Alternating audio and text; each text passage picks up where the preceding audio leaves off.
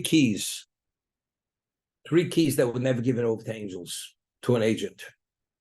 God keeps these keys himself. It's the key of birth, when a child was born. It's livelihood and resurrection. Resurrection. He says, if this key would be given over to angels, we say in the Ashrei, which is an acrostic, no saying lechem cholbosa kilam chasto. God provides sustenance to all living entities, and therefore we say prosech shadecha. We ask God to open His hand to provide sustenance. He's the one who gives. It doesn't the angels. It doesn't go through angels, because if the angel will make that evaluation, many people are going to starve. But because God is the provider, and the key to sustenance is only He keeps that Himself, He does it in this very generous, magnanimous way. Therefore, all mankind is sustained. So even though the record is far from perfect, doesn't make a difference. Resurrection. When you sleep and awaken, it's a semi-resurrection. Also, that key keeps himself. Of course, it was up to the angel. Many people are not getting up in the morning because they're not worthy. How many times could you tolerate a person fails? God says, I have endless patience. As many times as you're not perfect, I'll give you every chance in the world to try to succeed, to do better. Doesn't make a difference. The key to rain, whether you have a drought or not. You know something? You leave it up to the angel. Many things are not growing, and the world's not going to have water. That key God keeps for Himself. So many things, which everything is dependent on the record. If the record is evaluated too exactly, we have a problem. But if God evaluates the record, He does it in a very broad way. Not that He's overlooking anything, but God, being the creator, He has that right to issue the verdict the way He feels, and it has a reason. Either because measure for measure, either because the person did chesed, which is the core of existence.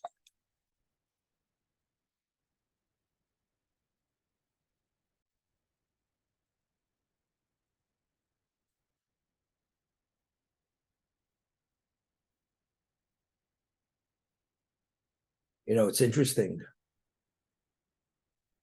If you have a boat which is moored to the dock, as much as the winds blow, but if that mooring is very strong, the ship may be battered in the wind. But if you batten down the hatches, at the end of the storm, the ship is still attached to the dock. The ship that's not moored to the dock, when those winds blow, it blows the ship out into sea, and eventually it gets destroyed. We have Jews. We're very much rooted in truth. What's that narrative of truth? It's called the Torah. We're not subject to societal changes, sociological changes. There's certain fundamentals that are immutable. They're etched in stone. Whatever society says, this, that, these are irrefutable because they're divine. Kindness, values, the whole concept of woke society, this kind of stuff has no relevance to Jews. God says, my Torah is immutable, finished. Kindness, giving, compassion, responsibility, family, procreation. These are all immutable realities of our existence. And we exist to function within those capacities. What about all these winds blowing, all these other opinions and attitudes? Overwhelming. But if you're moored to that dock strongly, with all the winds blowing, you may get beaten up and battered. And you have to regroup to be able to confront these challenges, but you're still rooted. And if you have that rooting, and the rooting is deep enough, it's like the Mishnah says in Pirkei Avos, quotes a pasuk. If you have a tree which the roots are deep in the ground, all the winds in the world could blow. It cannot blow over that tree. But if you have a tree that has shallow roots, When that wind blows, it knocks the tree over, and the tree cannot be replanted. It's over. But if you have deep roots, the whole concept of roots are a phenomenal concept. The deeper, if roots, when they go on the ground, they spread horizontally, that tree is not a secure tree.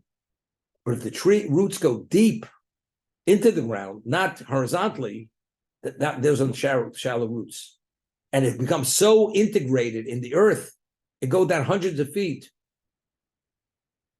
A shallow tree, if the earth becomes too moist, too wet, what happens when the wind blows? The tree is blown over. But if you have deep roots, it doesn't make a difference because the roots go so deep, it's so intermeshed with the ground, so deep, it's not going to knock over that tree. It may lose some branches, but the tree's not going to be knocked over. And that's exactly a Jew. The more you're connected to Torah, the more stronger your beliefs are. The core beliefs. You could sell me a bill of goods. You could tell me it's day, but I see it's night, but I see it's day. It's irrelevant what you say. But the world's irrelevant. It makes no difference. Because if you know what truth is, the world could try to sell you something other than that, but you know it's not truth. Therefore, you don't buy it. You may be tempted to consider it, but if you really reflect and understand what it's about, you reject it. And that's what it is. So the core values, chesed, acts of loving kindness, whatever it is. No, we got to hold on to everything. You can't be concerned only about yourself. We have a whole different perspective. If it's a question of your life, somebody else's life, your life takes precedence. But if you're able to help another Jew, that life has great value. And you have to do whatever you can to preserve that other life or to help that other person. That's Jewish perspective. Why? Because Jews are just giving? No. Because that's what God said you're supposed to do. So everything's rooted in what? In the narrative, which is called divine. And we have that.